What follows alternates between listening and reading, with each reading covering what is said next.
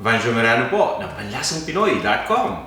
Ngayon ay magluluto tayo ng isang masarap at masustansyang ulam na tamang-tama para sa mga kids. Ito ang ginataang gulay.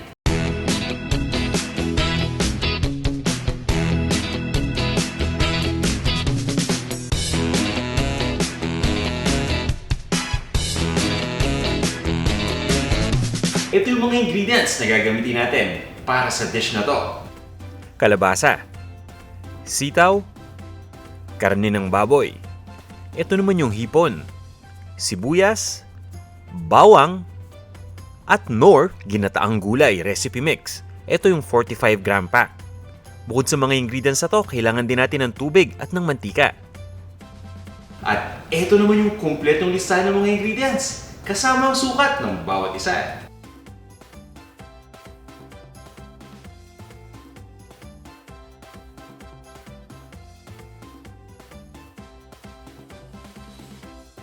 Handa na ba kayo? Tara, umpisa na natin ang pagluluto. Papalambutin muna natin yung baboy sa pamamagitan ng pagpapakulo dito. Kaya nagpakulo muna tayo ng tubig dito sa isang saucepan. At pag kumulo na, ilagay na natin dito yung baboy. Ang gamit kong parte dito ay liempo. Hiniwa lang natin ito ng maninipis na peraso nang sa ganun ay madali itong maluto at mabilis na lumambot. Pabayaan lang natin itong kumulo. So habang pinapainit natin itong tubig, malakas yung apoy natin, di ba? Para mabilis na kumulo. Ngayong kumulo na, pwede na nating i-adjust yung ating apoy between low to medium. Haluin lang natin ito. Pagkatapos ay takpan lang natin itong ating lutuan. At ituloy lang natin ang pagpapakulo dito ng 20 minutes o hanggang sa tuluyan ng lumambot yung baboy. Sa puntong ito ay malambot na yung baboy. Alam nyo, nakatulong ng malaki dito yung paghiwa natin ng manipis para maluto at mabilis itong lumambot. Ang isa pang importante dito ay yung pagpili ng magandang kalidad na karne. Ngayon ipaghiwalayin muna natin yung karne ng baboy dito sa tubig na pinagpakuluan dito. Itatabi muna natin ito pareho at gagamitin natin ito mamaya. Handa na tayo para magisa. Magpapainit lang tayo ng cooking pot at lagyan na natin ito ng mantika. Kapag uminit na yung mantika, ilagay na natin dito yung sibuyas at umpisa na natin itong igisa. Ang gamit ko dito yung dilaw na sibuyas at sinap lang natin ito. Pwede kayong gumamit dito ng pulang sibuyas o ng puting sibuyas. Lulutuin lang natin ito ng mga 30 seconds o 30 segundo. Pagkatapos, ilagay na natin yung bawang. Ito namang bawang ay dinikdik ko lang at hiniwa ko lang ng maliliit na peraso. Itutuloy lang natin ang pag-isa dito hanggang sa tuluyan ng lumambot yung sibuyas.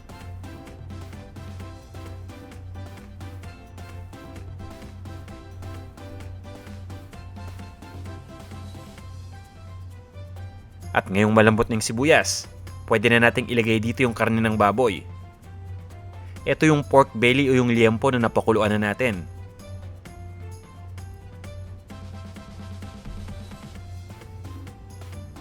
At dahil nga napakuluan na natin ito, ibig sabihin malambot na to. Mabilis na lang yung pagluto natin. Igigisa lang natin ito ng 1 minuto kasama nitong sibuyas at ng bawang. At pagkatapos ay ihanda na natin yung gata. Gagamitin natin ngayon yung tubig na pinagpakuluan sa baboy. Ito na ngayon yung ating pork stock. Pagsasamahin natin itong pork stock at yung ating nor ginataang gulay recipe mix. Ang gamit natin dito ay yung 45-gram pack. At sa pagkakataong ito, itong ating pork stock ay maligamgam, hindi ito masyadong mainit dahil napa-cool down na natin ito. Haluin lang natin itong mabuti. Siguraduhin lang natin na na-dilute ng mabuti itong ating recipe mix dito sa pork stock. Pagkatapos ay ilalagay na natin ito dito sa ating cooking pot. Bukod sa paggamit ng sariwang gata, gumagamit din ako ng nor ginataang gulay recipe mix sa pagluto ng mga ginataan dishes dahil napaka-convenient na nito at nabibigay pa nito yung gusto kong lasa sa aking dish. Kadalasan hindi na ako naglalagay dito ng seasoning dahil sapat na yung lasa nito. Haluin lang natin ito. Pagkatapos ay tatakpan lang natin itong ating cooking pot. Papakuluin lang natin yung gata.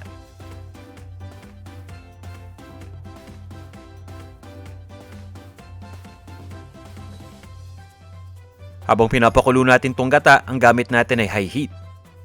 Pero sa oras na kumulo na to, pwede na nating bawasan yung apoy. pwede na natin i-adjust ito sa medium.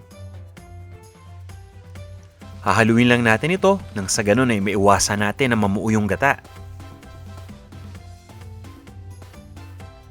At pagkatapos nito, ihanda na natin yung kalabasa.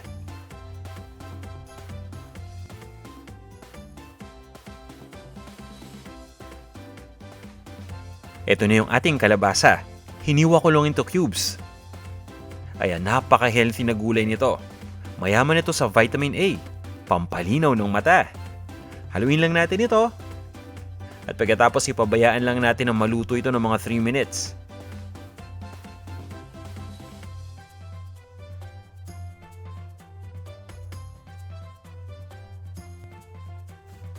Makaraan ng 3 minuto, haluin lang natin ito at pagkatapos ilagay na natin yung ibang mga ingredients pa.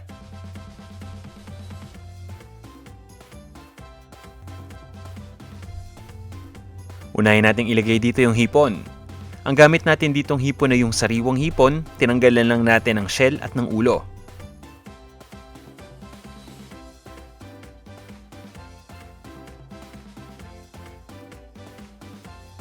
Pagkatapos ay ilagay na natin kaagad dito yung sitaw. Itong sitaw ay kilala rin sa tawag na string beans o snake beans.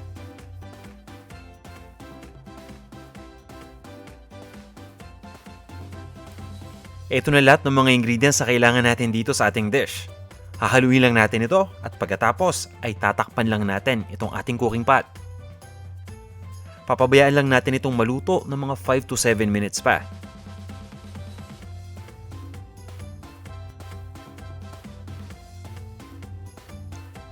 Halos patapos na tayo. 'Di ba? Napakabilis lang at napakadaling lutuin itong dish na to.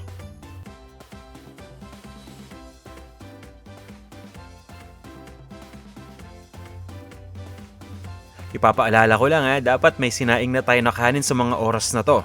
Dahil sandali na lang, handa na tong dish. Makalipas ang 5 minuto, ready na to. Hahaluin lang natin. Basta siguraduhin lang natin na nahalo ng mabuti lahat ng mga ingredients.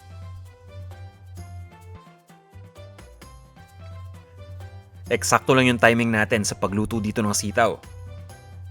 Alam nyo, sakto yung pagkakaluto ng sitaw dito eh. Luto na pero crunchy na crunchy pa.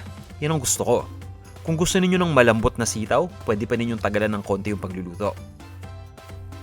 At ngayong ready na tong ating dish, ilipat na natin ito sa isang serving bowl at iserve na natin.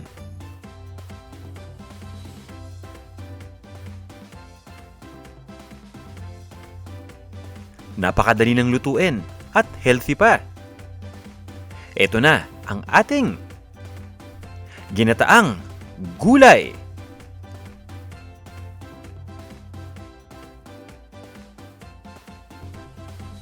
Tikman na natin to. Ito na ang ating ginataang gulay. Titikman ko na. Ito yung sitaw. At napaka-crunchy pa. At yung kalabasa.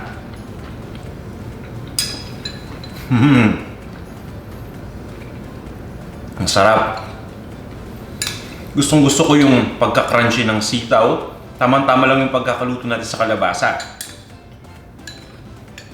At yung gata.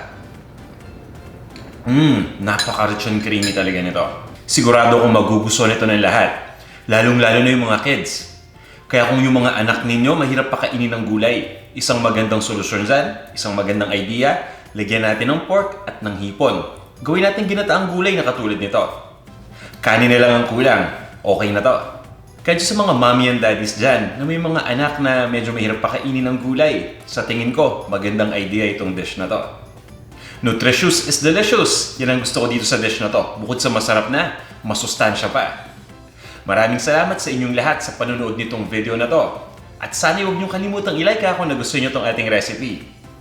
Para sa inyo ng mga hindi pa nagsasubscribe, inibitahan ko kayo na mag-subscribe dito sa ating Panlasang Pinoy YouTube channel. I-follow nyo rin ako sa Instagram at Panlasang Pinoy. At huwag niyong kalimutang bisitahin ang ating website, panlasangpinoy.com. O paano, magkita-kita tayo sa ating next video. Isang exciting recipe na naman ang isi-share ko sa inyo. Maraming salamat ulit.